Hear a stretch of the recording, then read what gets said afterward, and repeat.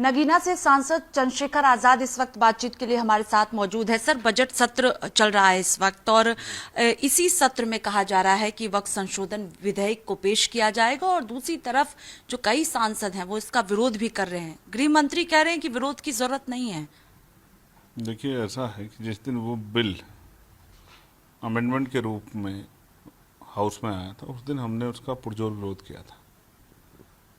तब सहयोगी दलों ने उस तरह का, विपक्ष के जो सहयोगी दल हैं उस तरह का सहयोग नहीं किया, वरना उसी दिन जो है उस बिल को, वो बिल रिजेक्ट हो जाता। हमने उस पर डिवीजन की मांग की और बहुत सारे साथी जो है वो शालीनता से बैठे रहे और सरकार ने अपनी तरफ से वो जेपीसी में भेजने का फैसला कर दिया, क्योंकि सरकार उस दिन हाउस में अल्पमत में थी।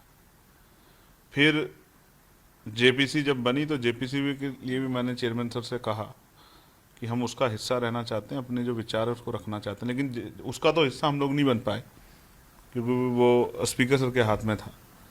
लेकिन जहाँ जहाँ जेपीसी की टीम गई, चाहे वो झारखंड गई हो चाहे बिहार गई हो, हमारी पार्टी ने मेमोरेंडम देके और बाकायदा तर्क के साथ वो बताया कि कौन कौन सी जो है इसके जो रूल है जिसमें जहाँ दिक्कत आएगी, ये सारी बातें अपना विरोध उनके सामने दर्ज करा।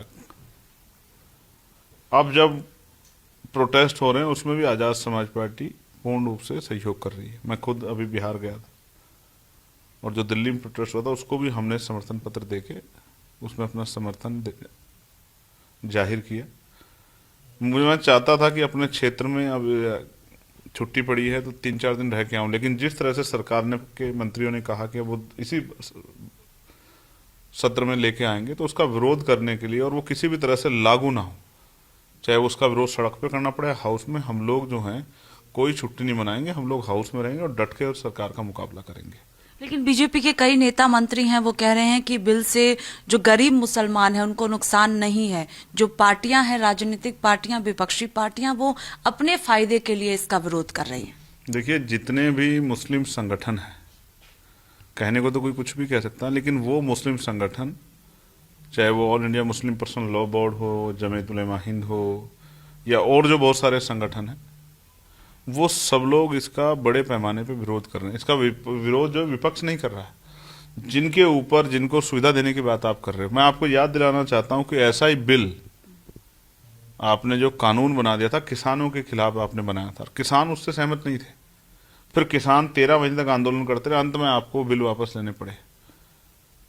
अब आप ये बिल वक्फ पे मुसलमानों के फायदे का बता के लेके आए और मुसलमान ही इसका विरोध कर रहे हैं। आप इस तरह समझिए वो बिल भी